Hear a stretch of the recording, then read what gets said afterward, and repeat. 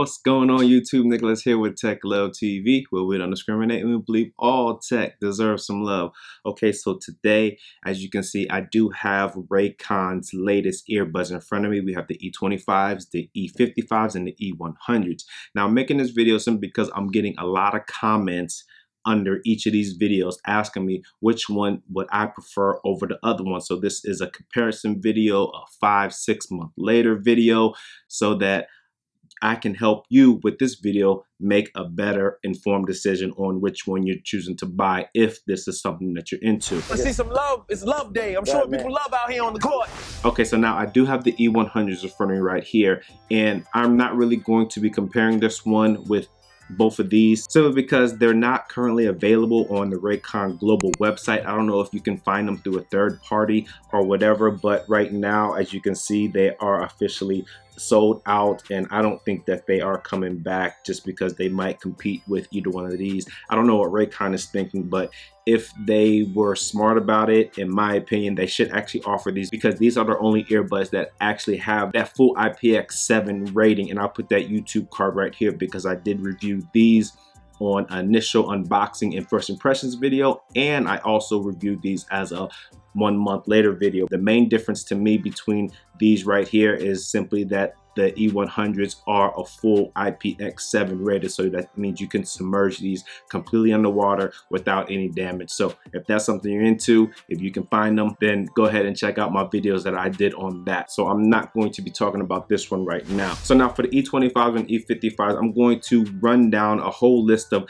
things, talk about what comes in the box, the difference between the cases, the battery life, the fit, the sound quality, the call quality, latency, a bunch of different things that I'm going to cover to help you make a better informed decision on which ones you should buy. Okay, so currently right now on the Raycon website, the E25s are going for $80 and the E55s are going for $120. But at the time of this video, if you do use the coupon code RBF15, you will get 15% off of both of these. So that will make these $62 and that will make these $102. So the difference in the price between these will be around $34 if you use the coupon code and $60 if you do not use the coupon code, or if the one that I gave you is invalid. The E25s, they do come in 4 different colors. You have your black, you have your blue, you have a rose gold, and you also have a red, and I do have the red ones right here. And then the E55s, they come in black, white, blue, red, rose gold, and titanium. These titaniums look really dope. I believe these titaniums came out after I already purchased the blue ones,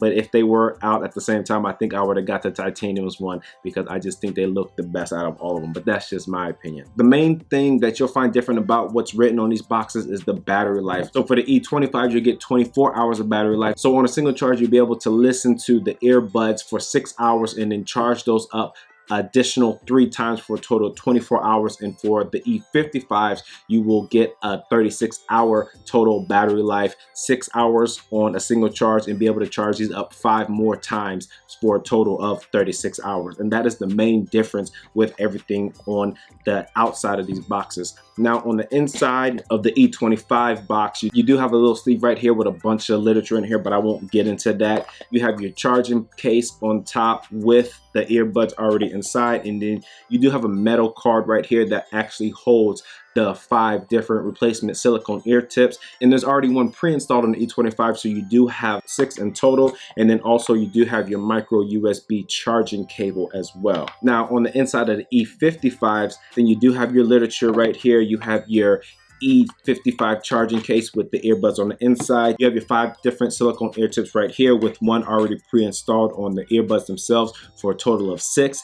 And also you do have your USB Type-C charging cable as opposed to the micro USB charging cable that you get inside of here. So overall, I think with the USB Type-C, it will take you less time to charge up these earbuds as opposed to with the micro USB charging cable, which obviously will take you a little bit longer to charge your earbuds. Okay, so the main thing that really stands out between the E55s and the E25s is that the E55, it comes with a little bit more features with the case. You have your USB Type-C charging port on the back side, sandwiched in between some indicator lights, and then you also have your wireless wireless charging when it comes to the E55 case. Now on the inside, the lid is also held by a magnet, and then the earbuds as well, they're held in by magnets, so you don't have to worry about them falling out in your pocket or in your purse or bag or whatever. Now, one other thing that I would like to show you is how to hook this lanyard on to the actual case, because I've been getting quite a few comments asking me exactly how to put the lanyard onto the case. So what you want to do is take the skinny part of the lanyard, fish it through the hole on the outside of the charging case, and then once you have that all the way through, just pull it through with your hand and then guide the bigger part of the lanyard through the skinny portion of the lanyard, and then pull it, and then you have your lanyard hooked onto your charging case just like that. No big issue, simple and plain. Now for the E25s, on the back side you do have your micro USB charging port. This is not a wireless charging case, so you can just forget about that. And then also the lid door is held on by magnets, and the earbuds themselves are also held in by magnets as well. So when it comes to charging cases, you're paying a little bit extra for the E55s because you do have your wireless charging, and you also have your USB Type-C charging port on the back side. And then when it comes down to overall size, I do think they do have the same exact footprint, but they're just in different shapes. And I mean, I just like the E55 charging case better because of the extra features. And they do both come with a soft silicone feel on the outside of each charging case. Now, the E55s, the overall construction of the earbuds themselves is an all plastic design, and then each earbud has multi-function buttons. They are physical buttons, they're not touch buttons, so you don't have to worry about accidental touches. I do like that Raycon has done that. But one thing that I do not like about these is that I couldn't find the mic holes on these. I think they might be located underneath or at the very bottom of the multi-function button, but that could be one of the reasons why call quality on here is not the greatest. The E25s, in my opinion, the way that they fit and the way they go in your ears, they really cater towards people with smaller ear holes. They do fit pretty nice, very low profile. They won't be sticking out at all. Raycon did a very good job with that. Now on the E55s, it is a bit of a different design. You do have kind of like a built-in semi hook at the top of the earbud itself, which helps kind of sit in your ear better. It doesn't really hook on the inside of your ear, but it's just more surface area that's touching your ear, so it prevents slipping and everything. And just like the E25s, these E55s are very low profile and they will not be sticking out your ears if that's something that you're bothered by. And then also the multi-function buttons as well are also touch buttons, so you don't have to worry about accidental touches because there's no touch pads on here. You have your indicator lights on the outside of them, right underneath the buttons. Underneath the silicone tips themselves is where you'll find the mic hole. I believe there's only one mic hole. I'm not sure if the indicator light doubles as a second mic hole, but having it located underneath the silicone ear tip and it's inside your ears, and I think the silicone ear tip might muffle the call quality a little bit, so that's why the call quality on these aren't the greatest. That's the thing about the call quality on here. They have it, but I just think that it could be vastly improved on. Now the button functions on these, it's the same for both of them. You do have one tap for play and pause and end and answer phone calls. You have your double tap, go to the next track. You have your triple tap to go to the previous track.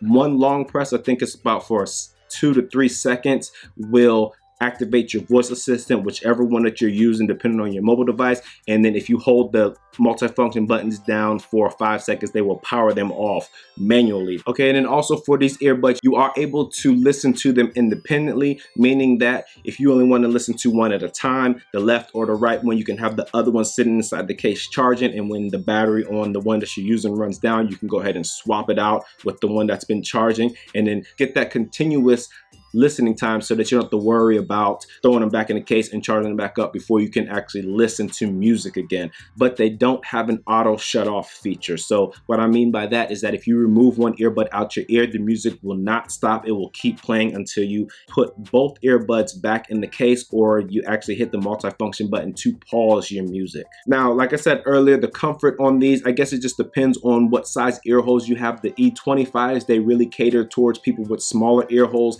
in my opinion. In the E55s, they cater towards people with medium or larger ear holes, simply because you do have more surface area that is touching your ear with this mini hook right here. At the end of the day, for me, I do like the fit better on the E55. Okay, so now for the sound quality. When I was testing these out, the E25s, they actually have better highs, clearer highs, crispier highs for sound quality. The E55s, it's a better sound if you want more bass. Sound quality, I think it's a wash depending on which one that you like. If you want better highs, cleaner highs, go for the E25s. But if you want more bass in your music or whatever you're listening to, the E55s will be a better option for you. And then like I said before, call quality in here, I mean, it's both in stereo, and that's the best thing that you can actually hope for inside of these earbuds. The call quality is just straight garbage. Out of every single earbud that I've tested, these probably have been the worst. I mean, there might have been other ones simply because they weren't in stereo, but for the earbuds that were in stereo, the call qualities just aren't that good, and that's something that Raycon will definitely need to improve upon when they come out with their future earbuds, whenever that might be. Also, I tested latency out for both of these. I don't know if I was paying attention too much for latency, but I thought I saw very, very slight latency. Nothing too noticeable on the E25s.